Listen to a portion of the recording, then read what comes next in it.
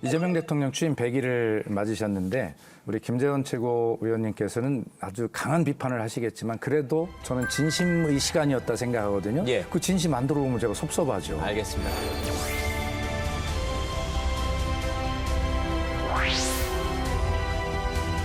정부 조직을 개편하는 거하고 내란의 진실을 규명해서 친위 군사 쿠데타든 그냥 군사 쿠데타든 이런 게 벌어지는 일은 결코 있어서는 안 된다.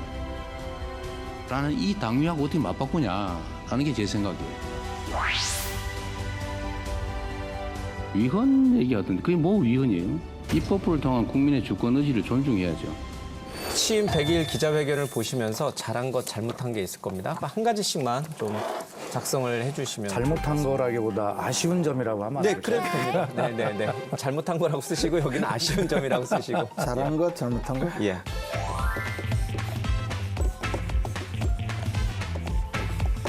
김재원 많이 쓴다. 이거는 박수석께서 발제를 하셨으니까 그럼 발주석께서 제가 먼저 할까요? 하시겠습니다. 예. 자, 대통령 기자회견 잘한 거는 실용이고 못한 거는 검증이다. 이재명 대통령님의 스타일을 보면 보수할 거 없이 이런 것들을 과감하게 수용하기도 하고 섞기도 하고 막 이런 모습들을 많이 보여요. 예. 역시 좀 여러 가지 국민들 통합의 대통령, 국민의 대통령이 되겠다라고 하는 그런 정책적인 측면에서도 굉장히 좀 폭이 넓어진 실용적인 물론 그 사람을 쓰는 것에 대해서 어떻게 검증을 했길래 자꾸 이렇게 국민 눈높이 안 맞는 낙마하는 사람이 생겨 예. 뭐 이런 거 있어요. 어쨌든 그런 실용적인 어떤 여러 가지 생각들을 하시고 하다 보니 뭐 그런 어떤 측면에서 보면 비판받을 일도 있었다라고 예. 하는 것 뭐 그렇게 저는 뭐 평가를 하겠습니다. 알겠습니다. 탁 박사님 또 두 번째로 듣겠습니다. 저는 뭐 잘한 점은 상속세 18억인가요?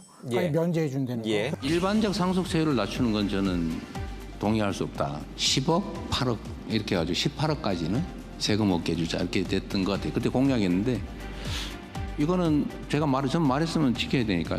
지금 말씀하신 대로 실용적인 면. 그러니까 이런 거 대화하는데 이건 무슨 일반적인 상속세는 아니고요. 배우자에 한해서지만 예. 어쨌든 제가 보기엔 실용적으로 눈에 확 띄는 부분인 것 같아요. 예. 그런데 어떻게 우리 탁 박사님 재산이 좀 있으신가 봐요. 예, 그 부분이 탁 잘한 걸로 딱 눈에 들어오시는 거 보면. 그 정도는 제가 여기 안 나왔어요. 근데 그 좀 아쉬웠던 점은 내란 특별재판부가 왜 위헌인가 이렇게 강하게 물으시면서 반문하신 분. 위헌 판단은 대통령이 하는 게 아니라 헌법재판소에서 한다. 예. 따라서 대통령의 그런 발언은 굉장히 위험하다. 이런 것이죠.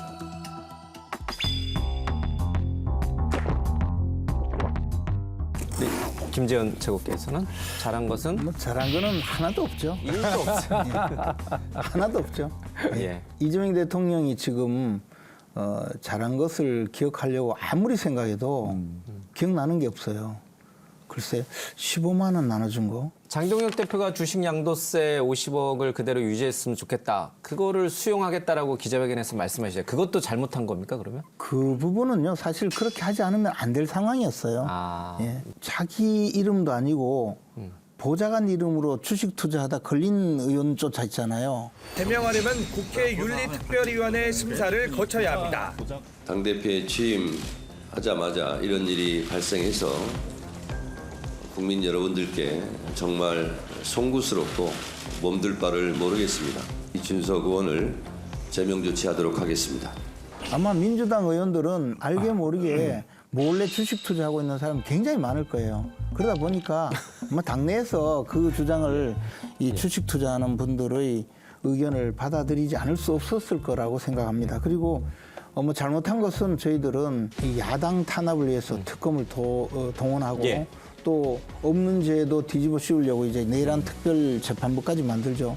이 중국식 인민재판소가 등장하면 정말 없는 죄도 뭐 다 뒤집어 써야 될 겁니다. 근데 예.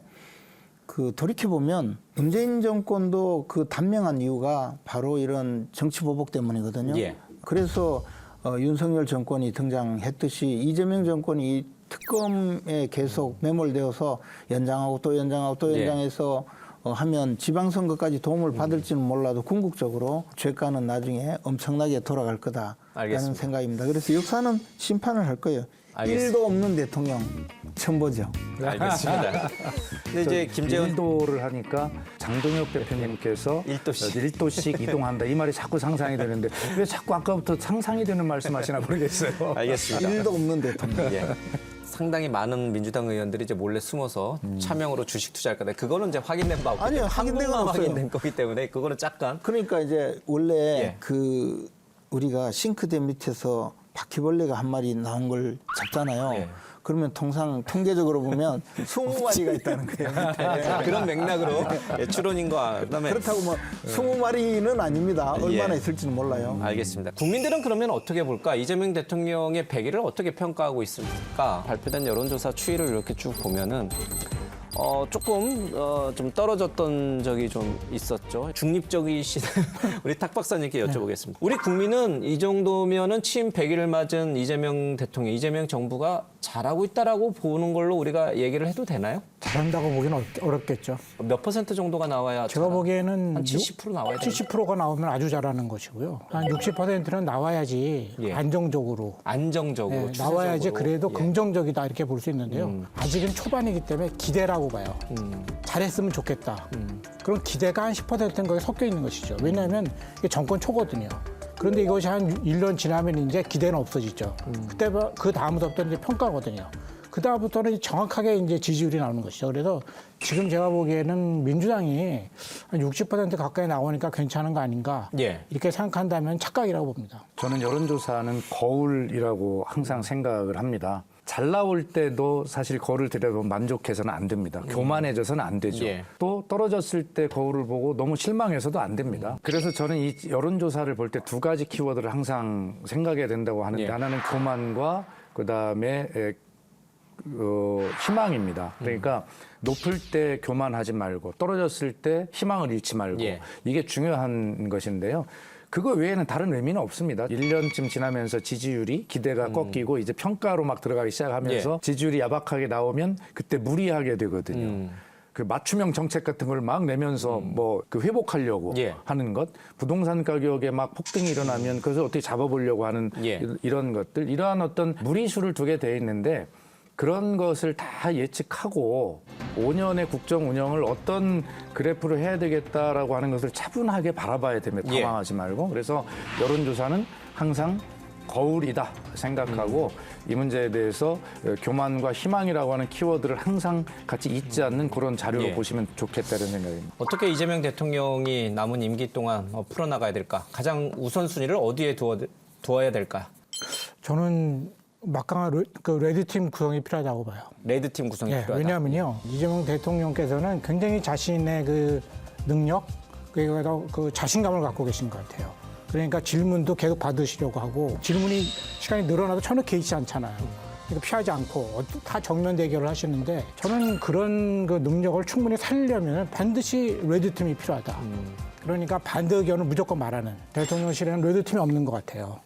이 정부에서도 레드팀은 없다. 네. 예. 왜냐하면요, 지금 레드팀이 없는 결정적으로 증거가 여기 지금 대변인 계시잖아요. 수석 대변인 계신데 제가 보기엔 수석 대변인께서 싫은 소리는 안 하시잖아요. 대외적으로. 예. 근데 그거는 대외적인 역할인가 당연하시지만 안에서는 그러시면 안 되는데 그거 어렵잖아요, 사실은. 전혀 모르는 사람인데 능력을 갖추고 있는 한 사람이 팀이 구성돼서 대통령 바로 옆에서 계속해서 예. 반대 의견을 얘기한다면은 이 정부는 성공할 수 있다 이렇게 봅니다. 제가 한 자원봉사에 일주일 정도는 하셨습니다. 자원봉사. 근데 저는 예. 그 이재명 대통령 주치의를 좀 보강해야 된다고. 이재명 대통령이 새벽에 요즘 잠을 못 잔대요. 자다가 벌떡 깨서 내가 교도소 가야 되는데 여기 와 있네. 놀라서. 그걸 또 어디서 근거가 있는 얘기입니까? 근거 없는 김재원 얘기가. 최고위원님은 교도소 가 계신 분이나 잘 걱정하시기 바랍니다. 알겠습니다. 윤석열 정부에서 레드팀이 운영이 됐을까? 뭐 더 여러분들 다 아시는 내용들일 테니까 잘 반면교사 삼아서 새 정부에서는 레드팀을 네, 예, 꼭 구성을 있어야 해서 꼭 다양한 시각을 들을 수 있도록 대통령이 명심하겠습니다. 알겠습니다.